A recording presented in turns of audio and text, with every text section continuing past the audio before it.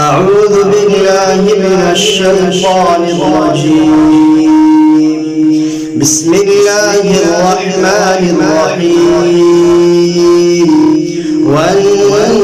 والنازعات غرقا والناشطات نشطا والسابحات سبحا فالسابقات سبقا فالمدبرات أمرا يوم ترجف الراجفة فتبعها الرادفة قلوب يومئذ واجفة أبصارها خاشعة يقولون أئنا لمردودون في الحافرة أئذا كنا عظاما نخرة قالوا تلك إذا كرة خاسرة فإنما هي زجرة واحدة فإذا هم بالساهرة هل أتاك حديث موسى إذ ناداه ربه بالوادي المقدس طوى اذهب إلى فرعون إنه طغى فقل هل لك إلى أن تزكى وأهديك إلى ربك فتخشى فأراه الآية الكبرى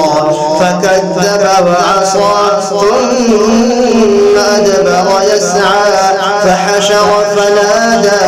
فقال أنا ربكم الأعلى فأخذه الله نكال الآخرة والأولى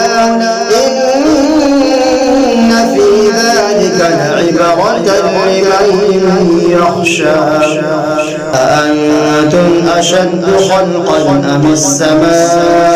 بناها رفع سمكها فسواها وأغطش ليلها وأخرج ضحاها والأرض بعد ذلك دحاها أخرج منها ماءها ومرعاها والجبال أرساها متاعا لكم ولأنعامكم فإذا جاءت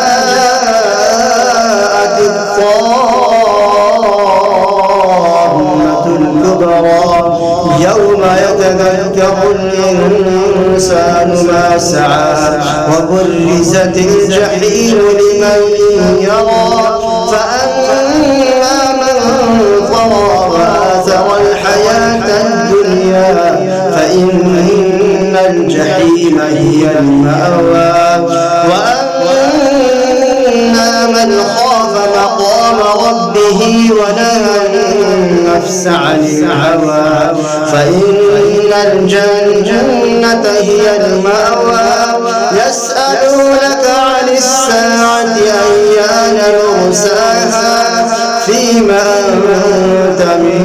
ذكراها إلى ربك منتهاها إنما أنت منذر من يخشاها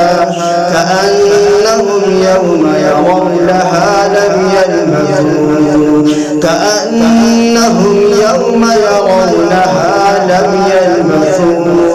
لم يلبثوا إلا عشية أو ضحاها صدق الله العظيم.